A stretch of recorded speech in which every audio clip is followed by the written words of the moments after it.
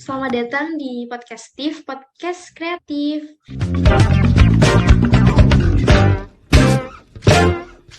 Kreatif Badan Eksekutif Mahasiswa Poltekkes Bandung, Kabinet Bestari tahun 2021.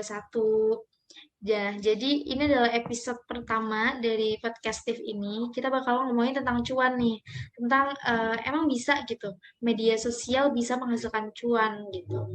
Nah, di episode pertama ini aku bakal sharing-sharing sama seorang content creator, seorang influencer, selebgram juga gitu yang udah lumayan terkenal di Bandung yang mungkin kalian juga udah tahu. Nah, dia ini juga seorang entrepreneur gitu. Dia punya usaha bisnis gitu ya di bidang fashion yang udah sukses gitu ya. Nah, kebetulan lagi dia ini adalah seorang mahasiswi di Poltekkes Bandung. Kalian pasti udah pada tahu sih semuanya gitu. Langsung aja kita panggil ya ini Adisti. Hai, halo semuanya. Halo, Halo. Putri. Halo. Nah, gimana nih kabarnya Adisti? Alhamdulillah sehat. Kamu sendiri gimana kabarnya? Alhamdulillah sehat juga nih. Nah, Adisti udah mulai pusing sama tugas kuliah belum nih? Untuk saat ini belum sih, karena kayaknya kan masih apa sih baru masuk juga, jadi belum ada tugas-tugas, jadi masih santai lah. Nggak tahu nih kalau minggu depan, kayaknya Iya udah benar. pusing. Iya karena kebetulan kita juga baru semingguan gitu ya masuk Ya, kuliah, jadi masih perkenalan kali ya gitu. ya masih perkenalan, masih santai lah. Mm-mm. Nah, jadi kita tuh bakalan ngobrolin tentang cuan dari media sosial gitu. Secara kamu kan udah expert gitu ya di media sosial gitu, udah punya followers di Instagram yang ratusan ribu gitu kan, udah menghasilkan cuan lah dari sana gitu. Nah, kalau kamu sendiri tuh sekarang kesibukannya tuh lagi ngapain sih gitu? Kesibukan sekarang sih paling ya yang pertama kuliah, terus yang kedua bikin konten buat di Instagram, di TikTok, terus yang ketiga ngurusin bisnis sama udah sih gitu aja. Hmm. Nah, jadi emang kesibukannya tuh tiga gitu ya, Ya, kuliah, ngurusin bisnis, sama konten gitu ya. ya sama konten. Nah, mungkin ada yang belum tahu juga nih bisnis kamu tuh namanya apa sih, Dis, dan bergerak di bidang apa gitu, ngejualin apa gitu. Jadi bisnis aku itu namanya Adestetik, eh ngejualin produk fashion gitu sih, produksi sendiri juga. Oke. Nah, terus mungkin semuanya juga kepo gitu ya, mulai kapan sih Adis tuh ngonten di Instagram, terus akhirnya merambat ke bisnis tuh sejak kapan? Ceritanya gimana gitu? Oke. Kalau misalnya untuk kontennya sendiri, itu aku mulai dari SMA kelas 11, berarti tahun berapa ya? Tahun 2018-an. Tapi saat itu aku nggak bergerak di bidang make up. Dulu tuh aku kayak ngepost OOTD, terus selfie gitu. Dan waktu itu juga awalnya, aku ceritain ya awalnya. Waktu itu awalnya aku iseng-iseng sih, kayak dulu emang aku suka foto gitu kan, entah itu selfie atau OTT kayak gitu. Nah, aku post tuh di Instagram. Nah, terus dari situ makin banyak yang mirip-miripin aku sama salah satu artis yang lagi viral saat itu. Uh, Apa terus sih? ya dulu aku awalnya dimiripin artis sih. Nah, dari situ aku kayak makin banyak followers sampai sekitar berapa ya, 50 ribuan waktu itu. Nah, terus dari situ tuh aku mikir, kok aku terkenalnya gara-gara dimiripin artis gitu, kayak kayak apa ya, kayak gak ada prestasi gitu. Padahal aku pengen terkenal gara-gara aku dikenal gara-gara punya karya gitu kan. Nah, mulailah dari pas aku lulus SMA, aku mulai itu apa sih, bikin konten make up. Dulu awalnya aku tuh bikin make up art yang coret-coret di muka itu. Kayak aku nyoba waktu itu ngepost foto dan yang like itu banyak banget, sampai kayak 50 ribuan kalau nggak salah. Nah, dari situ aku mulai deh rutin. Dulu awalnya aku bikin foto-foto make up, terus makin sini aku makin apa sih, makin konsisten buat video tutorial kayak gitu. video tutorial sampai sekarang. Nah, berarti emang awalnya tuh dari SMA gitu ya, Ya, ngerjain konten OOTD, terus tiba-tiba terkenal karena mirip sama artis, kata orang-orang, terus akhirnya beralih ke make up gitu. Tapi kamu emang basicnya tuh emang bisa make up kan gitu ya? Tapi dulu aku tuh kayak ngasal banget tahu make upnya, dan aku juga nggak ngerti aku kayak asal gitu ya cara-cara di muka. Aku juga gak ngerti kenapa itu orang-orang pada banyak yang suka. Nah dari situ kayak mikir, oke deh aku harus serius nih di bidang ini gitu. Nah dari situ deh aku mulai belajar make up. Dulu juga pas awal-awal make up aku kayak aneh banget gitu daripada sekarang ya. Makin sini makin belajar lah, maksudnya ya pengen kontennya tuh makin bagus gitu dan bermanfaat. Ya, berarti emang mungkin karena dulu tuh make up karakter kan belum banyak gitu ya yang bikin Iya. gitu. Kebanyakan tuh cuman tutorial make up biasa gitu, dan yang kamu bikin tuh orang-orang jadi apa ya, kayak lebih menarik gitu kali ya. Ya, oh ya Hmm, sih bener banget dulu konten kreator dikit banget yang make up, dan iya, kayaknya sekarang makin banyak gitu. Jadi iya benar-benar. banyak. Nah, terus habis itu ke bisnis nih. Berarti kamu tuh nge-konten dulu, baru akhirnya coba bikin bisnis gitu ya? Iya, dulu juga aku pas awal eh, pas awal jualan bisnis gitu tuh nggak langsung produksi sendiri sih. Eh, dulu awalnya aku reseller. Aku ceritain ya. Jadi Boleh, dulu boleh. aku SMA kelas 11 gitu. Dulu tuh uang endorse tuh apa sih masih sedikit gitu ya. Jadi aku kayak bingung, aku sering main kayak gini. Aku pengen deh nambah penghasilan. Terus ditambah waktu itu tuh aku mau study tour. Nah, disitulah aku kayak ngambil kesempatan gitu. Di situ aku jual kacamata. Kacamata yang lagi viral tuh yang warna-warni kayak gitu banyak Iya. banget. Eh, yang ngambilnya tuh dari luar negeri itu loh. Nah, terus dari situ aku kayak nawar-nawarin ke teman-teman aku, masih mulut ke mulut lah, belum ada Instagramnya waktu itu juga.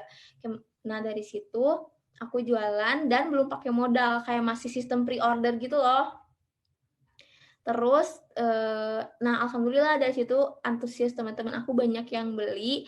Setelah itu aku mulai deh kayak ngestok gitu, dan itu pun aku dipinjemin modal sama orang tua aku sekitar berapa ya gitu, kayak 1 jutaan gitu. Nah alhamdulillah tuh kayak aku promosiin juga kan di Instagram, jadi bisnis akunya juga naik gitu, banyak yang beli. Nah, karena waktu itu aku kayak merasa kepedean gitu ya.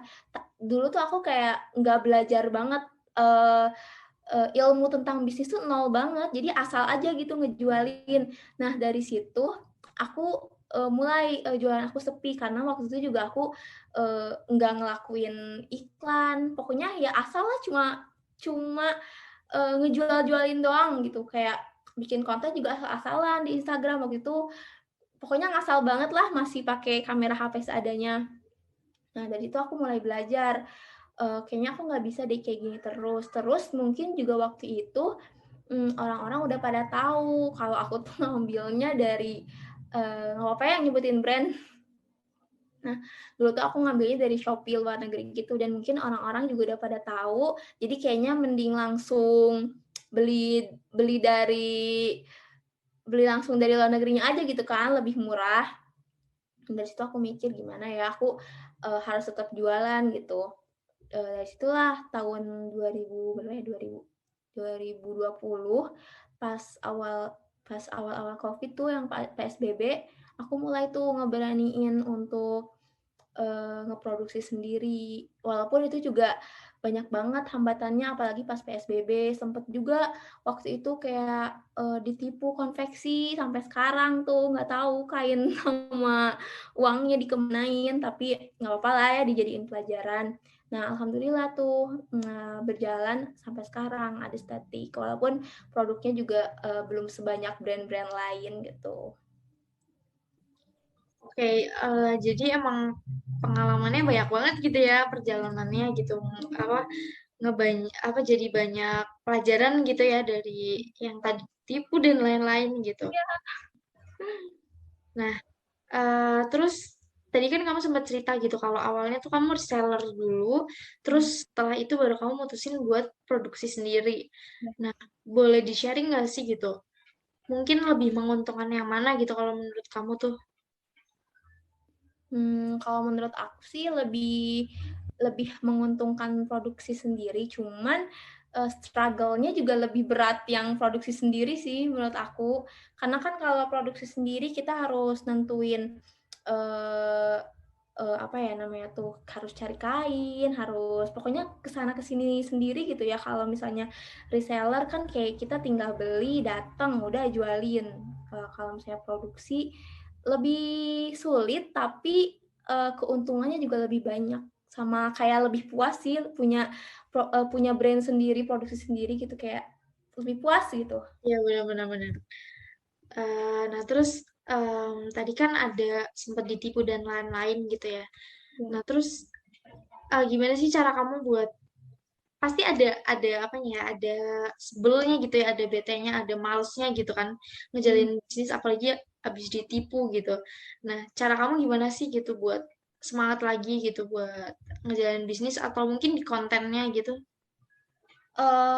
Waktu itu sih aku mikirnya, ya udahlah mungkin ini awal awal dari bisnis aku, awal dari kesuksesan aku mikirnya kayak gitu, berusaha positive thinking, nggak apa-apa, uang bisa dicari gitu. Semoga itu jadi pelajaran sih buat aku, jangan eee baru dapat satu kegagalan langsung putus asa, itu jangan deh, jangan kayak gitu, gitu. Aku nerapinnya kayak gitu sih kalau misalnya kayak ditipu, terus gagal, aku berusaha sih buat coba lagi, pokoknya jangan nyerah gitu.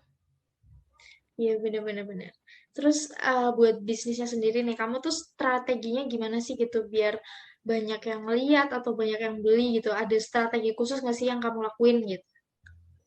Kalau strateginya mungkin kalau ada strategi sendiri ini di iklan sih, kayak di di-push gitu iklannya, kayak IG Ads, terus Shopee Ads, terus endorse juga, udah sih kayak gitu. Karena sekarang makin banyak platform, jadi kayak kita ngeiklaninnya juga jadi lebih gampang, jadi lebih banyak menjangkau orang-orang dari Sabang sampai Merauke gitu, bisa tahu gitu produk kita, nggak cuma yang di Bandung aja. Itu sih aku eh, biar orang-orang tahu produk aku, biasanya aku iklan lebih di Shopee, biasanya pakai Shopee Ads. Oke, bener banget sih karena di masa online gini kan orang-orang semua pegang HP gitu ya, pegang sosmed, jadi Benar. kita lebih gampang buat ngeiklaninnya gitu ya. Ya, Platformnya juga sekarang udah banyak gitu. banyak banget. Nah, Jadi terus kita bisa mungkin harus memanfaatkan platform yang ada untuk ngenalin produk kita gitu, biar iya bener-bener orang-orang tuh aware lah sama produk kita, biar pada tahu gitu. bener banget sih. Nah, terus kalau balik lagi coba kita ke konten yang kamu bikin gitu ya di Instagram, tuh kamu biasanya idenya atau konsep-konsepnya tuh dapat dari mana sih gitu? Konsepnya itu biasanya dari teman-teman kreator sendiri, biasanya kan mereka pada bikin konten, nah biasanya aku recreate gitu, apalagi sekarang udah banyak banget lah gitu ya konten-konten kreator make up. Biasanya aku recreate tapi enggak 100% gitu, aku modifikasiin, jadi kayak bukan plagiat gitu ya, jatuhnya bukan plagiat karena aku juga sedikit dibedain, dimodifikasiin lagi, terus nggak lupa untuk ngasih kredit kayak inspired by, biasanya aku dari teman-teman creator Instagram ataupun dari TikTok, itu sih idenya. Terus kadang kalau misalnya kayak make up art gitu banyak dari Pinterest sih, niru-niru orang-orang luar biasanya kalau make up art. Jadi emang konsepnya tuh terinspirasi dari orang terus kamu recreate lagi gitu ya. Dan pastinya juga yang up to date gitu ya Dis biasanya. Karena biar